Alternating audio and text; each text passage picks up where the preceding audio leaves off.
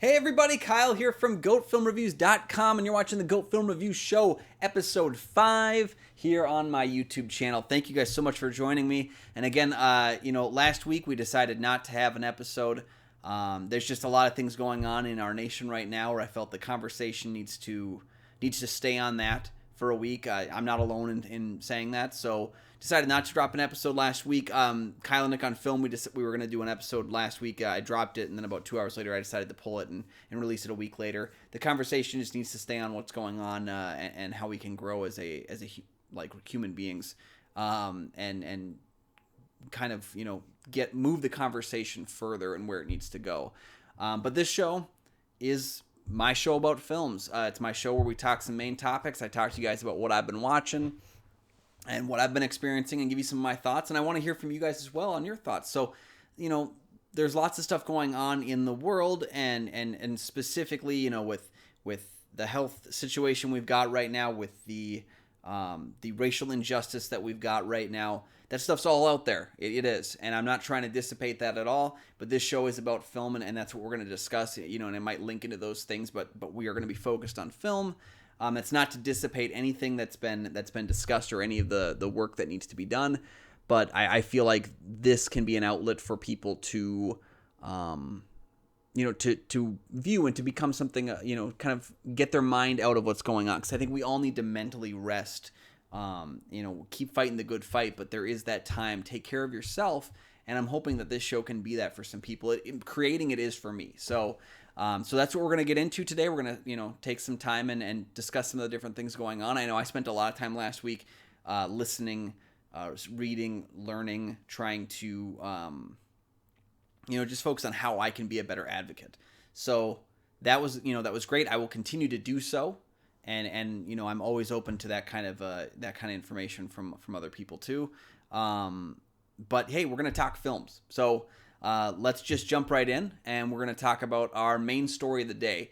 HBO Max is rotating DC films out. Are they actually playing us? So that's what we're going to talk about right now. So as you guys know, HBO Max launched in May, and for me, it's a very confusing time because we have HBO Go, we have HBO Now we have HBO Max, and we also have DC, which is owned by Warner Media. Lots of services, lots of streaming platforms for HBO, and I think it's a little confusing. I think we've talked about that in the past. But what's interesting for me is we're already seeing movies leaving this service. HBO Max is losing films within its first month, which isn't entirely an uncommon practice. Netflix rotates films, Hulu rotates films, every streaming service rotates films. You basically purchase the rights for some amount of time, and then after that time period ends, the rights lapse, and you move on from there. What's interesting for here, though, is some of the films that they're losing. First I woke up this morning, I saw that they were moving Gone with the Wind from HBO Max, but that's kind of a situation based again on how the current climate is for Gone with the Wind. I think it's Hattie McDaniel.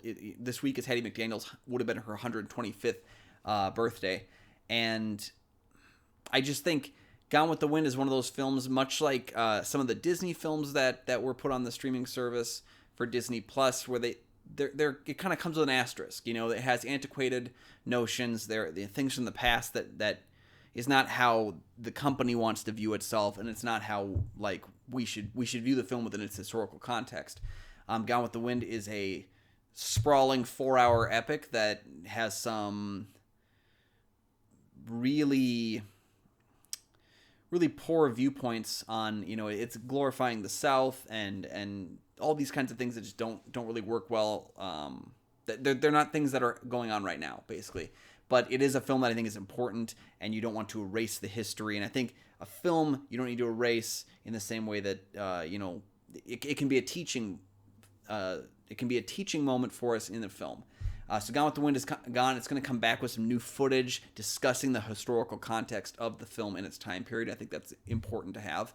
I know that Breakfast at Tiffany's, my Blu-ray for Breakfast at Tiffany's has some little documentary and discussion stuff on the incredibly racist character, who I'm now blanking on, but there's an incredibly racist Asian stereotype character in the film, and it's important to have that there. Like, you can't make the film go away, and in its historical context, it's important to use it as a teaching moment for where we can go. But we're going to focus right here on HBO Max losing DC movies on July 1st. HBO and DC, they're kind of like, I mean, they are parent company together. So on July 1st, HBO Max will be losing Justice League, Batman vs. Superman, Wonder Woman, Suicide Squad, Batman 89, Batman Returns, Batman Forever, Batman and Robin, Catwoman, Jonah Hex, Steel, and The Losers. I think it's like a dozen DC films leaving the service. Now, a spokesperson for HBO Max was quoted as saying, "We have a collection of DC films that will rotate on the platform. We have a batch coming in July, and then another batch coming in August." I think this is, how do I say it best, a load of bullshit. Okay? I'm fine with these rights being purchased and lapsed and stuff, but I think it's pretty clear and obvious to note that the reason they're doing this is so that they can force you to get the DC Universe platform, because that's still a platform that's going on right now. I'm not 100% certain on the pricing for it. They tried to gift me a month of it like 2 years ago, right when it started, and I couldn't get it to work, so I never ended up getting that service. But I think it's so disrespectful that they're not disrespectful. It's a business. It is what it is. I think it's just dumb that they're not going to come out and say, we want you to get DC Universe and spend money on that streaming service. I think that's kind of bullshit. So, because look at it. Disney is not rotating the MCU. They remove things, from other films. I know Home Alone left Disney Plus after the holidays last year, and maybe they were trying to see if they could make more money on it elsewhere, because it isn't, it's not the holidays. Maybe you wouldn't watch Home Alone. Disney Plus is not removing the MCU, but why are we're shuffling off 12 DC films? And listen to these first couple here: Justice League, Batman v Superman, Wonder Woman, Suicide Squad. 4 of those films are from the current DCEU, which only has 8 films in it, so you're losing half of them. I think it's kind of odd to me, because we've got this whole Justice League Snyder Cut thing coming next year, and yet Justice League theatrical cut's just going to take the byway for a couple months. I think that's a load of BS. I think absolutely, they're trying to get you to spend the extra money, even if it's as simple as $5 for DC Universe, so that you can have that. This all comes down to me, being a real mismanaging in how they're trying to sell HBO Max. It's being sold as HBO and so much more. Are we guaranteed anything? Really, as consumers, if I don't want to buy DC movies anymore, I can get you putting them on a few months later. Disney Plus has been doing this with a couple of their films. I know, their initial plan was Frozen 2, the Star Wars movies as they've come out, and of course, rights that are already out when you have your service. I totally get that. It's one of those things that kind of comes on, but you have the rights. You have Justice League's rights to stream, and you're going to shuffle them off. I think that's kind of weird. I don't know, especially for fans of the DC who want to experience that in the way it was done. They want to watch it maybe chronologically. They want to view it from Man of Steel, or maybe even Wonder Woman, all the way to Birds of Prey. And by removing 4 of the 8 films when you don't even have Birds of Prey on the service yet, feels really weird to me. It just doesn't. That it's not respecting your viewership. I don't think it is. You've got your 4 Batman 89 to 97 films, your Tim Burton and Joel Schumacher films leaving. I'd rather have at least a block of them leave than have half of the DCEU leave. You can say what you want about Jonah Hex, Steel, and The Losers. I don't know if they're really going to be bringing a lot of people in. Same with Catwoman, but all the same, it's very strange to me that HBO would want to remove these items from HBO Max. Just bring your viewership in. I think right now is the time to bring your viewers in. Don't rotate films out. Another thing too is, in the months leading up to HBO Max's release, we heard things like they weren't going to have the rights for Harry Potter at the time, so we wouldn't see that on HBO Max. Day one, they had the Harry Potter movie, so I don't even know if they know what they have rights to. And that can be concerning. For me, I'm a big physical media advocate.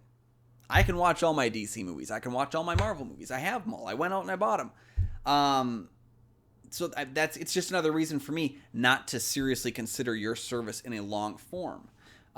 Because if I have HBO Max, I'm also a movie marathon guy. I love movie marathons. I like sitting back with a couple of films that are connected interlaced. We've done the Back to the Future trilogy, I think, every single year. I always do the Star Wars films in order.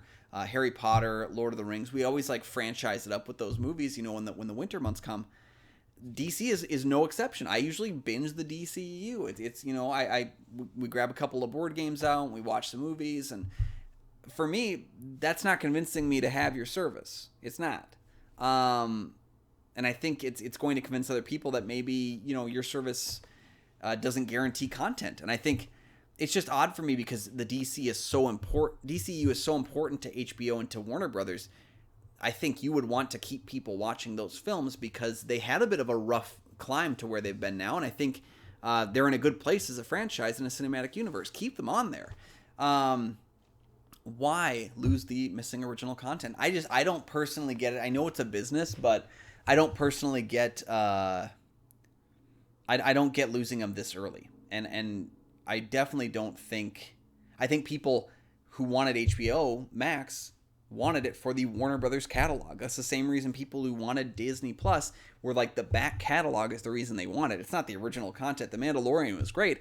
Jeff Goldblum was great on Disney Plus, but there's been no other original content that's really been strong. It's been that back catalog. HBO Max doesn't have a lot of great original content right now. They've got some things that have started up, things that have been middling popularity, but like they don't have everything done correctly. They should have had a Roku app on day one. They should have had a bit more direction on what they're doing. And if they don't have these original content pieces, that back catalog is very important. Let's not forget, we are going through a health crisis where a lot of film shoots were shut down. That includes original content for these creators.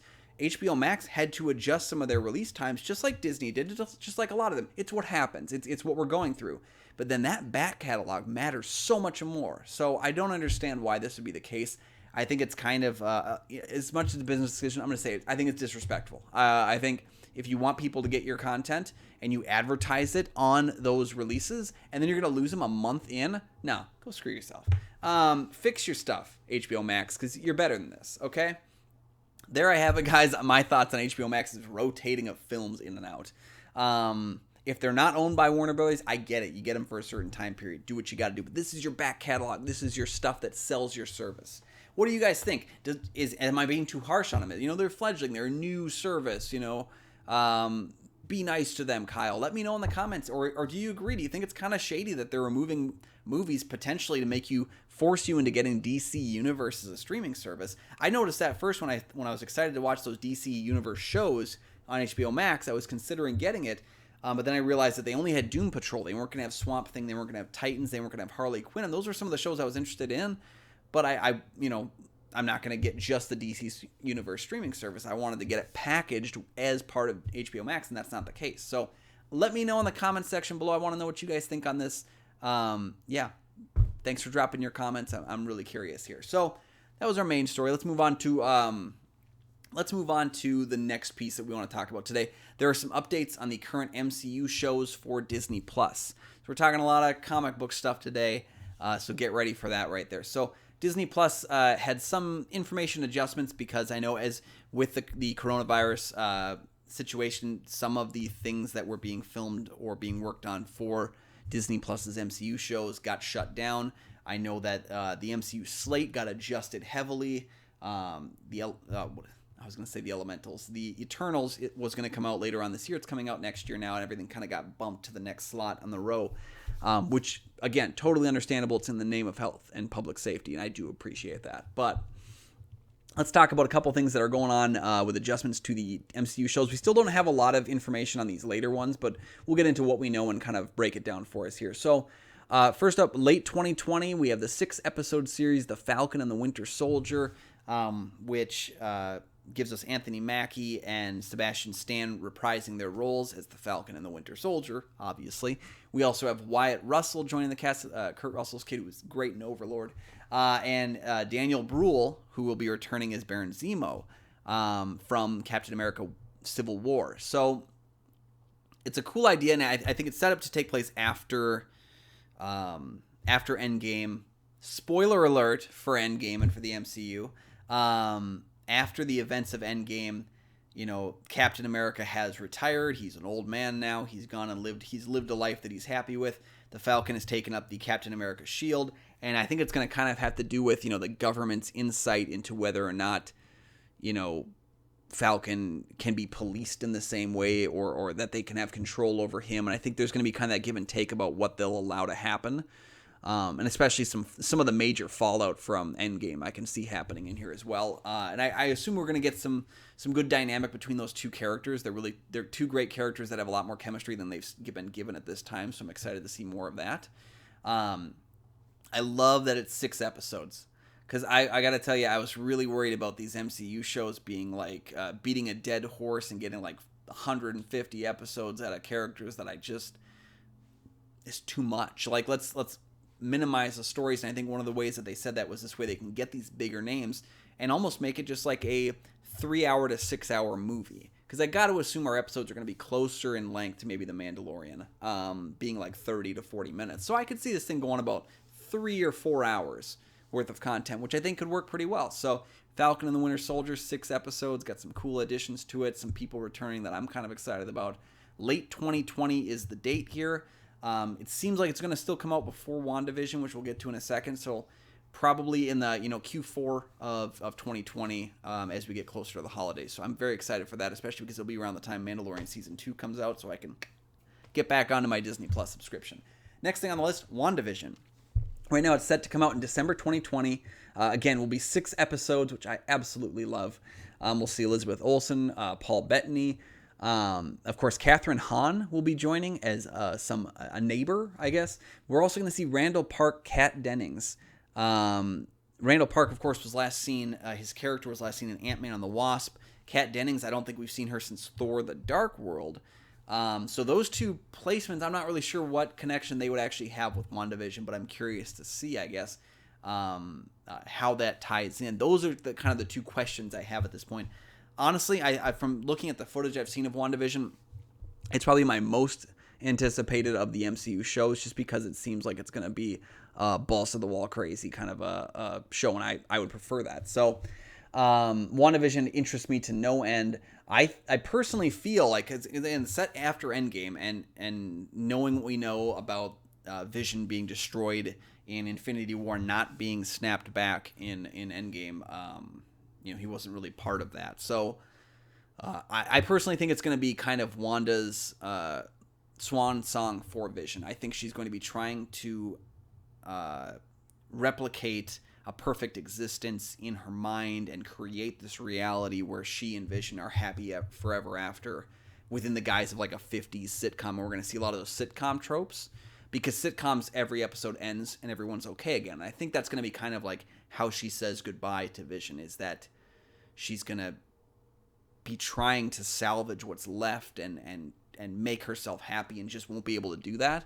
And we know that this film is going to lead directly into Doctor Strange and the Multiverse of Madness. And I got to assume that Wanda will be some form of villain or struggling character when she appears in that movie, that movie. And then I think that'll be a product of her losing Vision officially in this series. So I'm very excited for this one. This is WandaVision, looks pretty cool.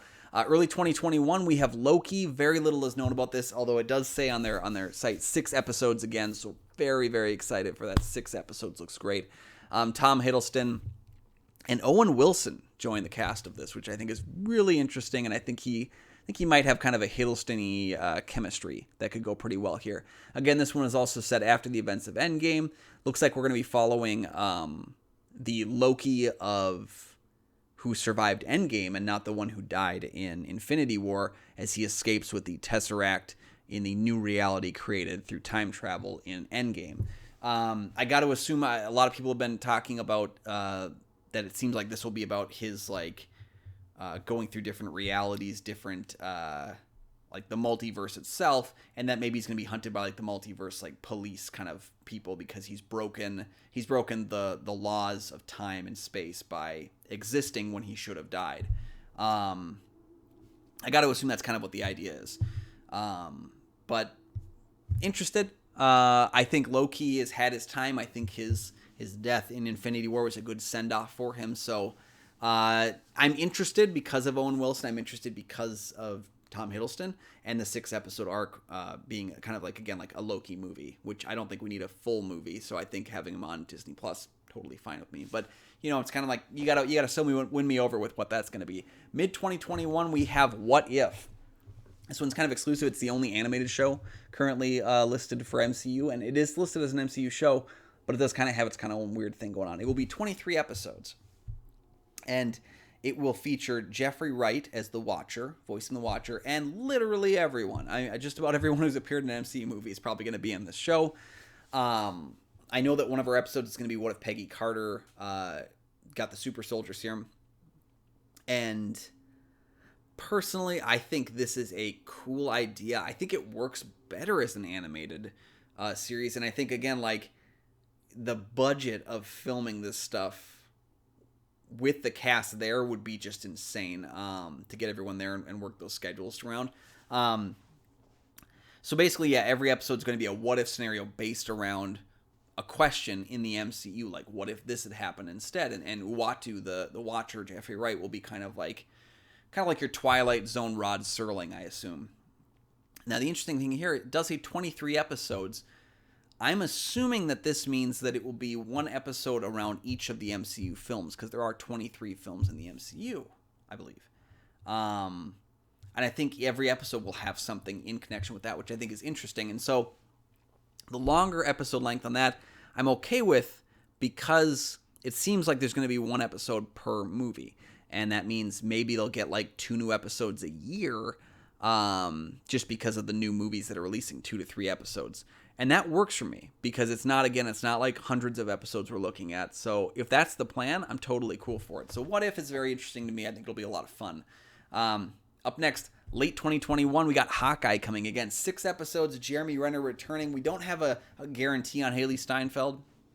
But again, set after the events of Endgame, it's going to be about him training his replacement so that he can go live with his family and just be done with his life. And I think, interesting on the surface, we don't have a ton of information on it yet. I wasn't sure if this was going to happen when all those allegations came out about Jeremy Renner, but it does seem like it's kind of going, it's going to happen still. It's still on the docket. After that, we got Miss Marvel, my mistake. Miss Marvel, Moon Knight, and She-Hulk. And again, we know virtually nothing about any of those. To be announced. Miss Marvel, I know, will be possibly appearing in the plan is to have her appear in MCU films as well. So there's been some discussion about maybe seeing her in Captain Marvel 2. Moon Knight, very little has been known about that. Except, the late, great John Schnapp would be so happy to know that Moon Knight's going to be one of those properties. And She-Hulk, which may feature Mark Ruffalo. That's all we really know. So there you have it. Updates to the MCU shows on Disney+. I want to know, what are you most anticipating of those different shows? Let me know in the comments section below. And also, maybe, what are you least anticipating? Like, what's the one that you gotta earn me over right now to make me really into? I'd like to know your thoughts on it. Please drop that information down below and engage us in the conversation. All right, guys, we're going to skip the rest of the stories that we have because we're kind of running low on time here. So let's just talk some of the things that I watched last week. So without having an episode last week, I watched a lot of stuff, but I'm just going to focus on a couple of things because, again, we don't have a ton of time. So just the most recent things. For you guys that are interested, I do not have the Criterion channel, but I'm a huge Criterion collector. Again, physical media fool. I love the Criterion collection. And the Criterion channel actually made several of their films, Black Cinema, available for free in front of the paywall. So you actually don't have to pay for these films. They're free to stream for a limited time. So I kind of just went on there and picked one night. I watched The Watermelon Woman, which was a very interesting. I thought it was a documentary because it's modeled as a documentary and it felt very realistically like a documentary. And then, but it's apparently a fictionalized, somewhat autobiographical film about a woman kind of wanting to figure out who this wonderful black actress was that appeared in some of the older Hollywood cinema films, and trying to figure out who she was because she's just been known around the area as the Watermelon Woman. It's a very interesting take, again, like a culture that I'm not aware as much about, and so being able to learn that much, what it was like to make a film like this in the 90s as a black lesbian, and really not be afraid of your voice. And I think it's a really powerful voice film. So I highly recommend it. I thought it was a very engaging film. I started watching it at like 1 a.m. one night, and I didn't expect to actually stay up through the whole thing. I was going to pause and come back later, and I couldn't take my eyes off the screen. It was a fascinating film. Other than that, I still got Quibi for another couple weeks. I'm not sure. I'm probably going to quit it after my 90 days is up. I mean, honestly, I can't stand having to have my phone charged up so I can watch Quibi episodes all the time. Usually when I want to watch them, it's at the end of the day when my phone's nearly dead and I just want to go to bed. So, but I did watch all of the 50 States of Fright. It's that Sam Raimi's new anthology series. So every couple episodes, there's like usually 2 or 3 episodes dedicated to a different state, to a different story set in that state, horror themed. It's interesting. Again, like all anthology shows, some of them work better than others, but I was really interested because one of them was set in Minnesota at Great Cloud Island. And I think the show was actually quite interesting. I would like to see more. I thought there was just, I expected them to do all 50 states, like just keep channeling out these episodes. I think it only covers like 4 states in the 14 episodes that we got. And that's fine. But it's a show I would probably want to watch a second season from. So I'm hoping that they come back with more episodes because I do think it was pretty interesting. Now let's get to my recommendation for the week. On the subject of Criterion films, one of the films I picked up probably a year ago was Wong Kar-wai's In the Mood for Love. And this kind of all came down from a subreddit that I was on that talks about Criterion Cinema. And everybody was just crazy about Wong Kar-wai's In the Mood for Love. And I know I'd heard of the film, and I'd been really getting into some Asian cinema, and like I didn't know anything about it, honestly. And I think it's a film that is so simple with its story, but it's so captivating in how it's told. This is a perfect example of it's not the story you tell sometimes. Sometimes it's the way you tell the story. Basically, it's about a man and a woman who live next door to each other, who discover that their significant others are having an affair. And so they struggle with this kind of attraction that they have to each other, that they're not sure if they can embrace or not. Like it kind of covers the confusion that would be around something like that. And it's a beautiful love story that it's so little is actually done in the film, but it's, again, the way it's told. There's these moments where this musical score picks up this gorgeous music, and it does it a lot throughout the film, but where you just share in this peaceful moment between these two people that is so emotionally powerful that I could have watched this film for 6 hours if it was that long. And I think it's got an absolutely incredible stopping moment where the film ends. I think it made me want to watch it again almost immediately. I can't come up with a flaw within The Mood for Love. I absolutely cannot recommend this one enough. I can't wait to go back and rewatch it myself. So that's my recommendation for this week, everyone. In the Mood for Love from director Wong Kar-wai. That's it for the episode, guys. Here's some stuff going on around my filmscape that you guys can check out. If you head over to Kyle and Nick on Film's YouTube channel, we got the link down there in the description. You can check out Why I Love Clifford from 1994. That's right, it's not the big red dog Clifford. It's the Martin Short comedy that apparently nobody else really likes and nobody else grew up on, but I did, and I'm here to tell you why I love it. So check that video out. You can also head on over to goatfilmreviews.com. We got some new content coming up there, guys. I've been really busy, so I've been trying to, create some more content for that site, because I know that I've got some constant readers that have been asking me if I'm okay, and I'm fine. There's just a lot of stuff going on in my world right now.